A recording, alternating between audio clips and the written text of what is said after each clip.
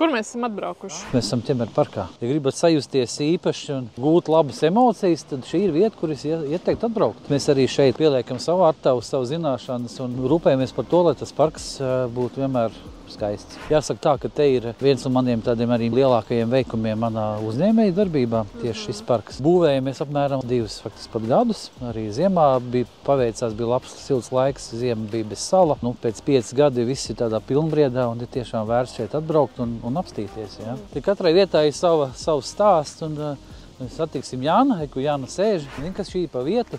Mašīnām ir ar vadu var uzlādēt uzlādes stacijā enerģiju, tad mēs sakam šī vieta, kur atbraukt un uzlādēties, jā, sajust to dabas, to īstumu un dabīgumu un arī pašpikot idejas varam. Kas patīk, var redzēt, kā tas viss izskatās. Te vairāk ir saistīts tās dobas iekļauts kā ainavā, tā kā saplūst ar zaļo dabu, ar zālīti, ar kokiem, viss tāds iekļaujās. Un bez tehnikas arī mēs neiztiekam. Protams, darba rokas ir ļoti svarīgas, bet pie šiem apjomiem tehniskie resursi tie, kas palīdz tos darbus paveikt. Šī ir unikāla tehnika, jo mēs gan nopļaujam zāli, gan arī savācam lapas arī rudenī. Un pats tas traktors arī izber, piekabē un tālāk tiek utilizēts tas tālāk.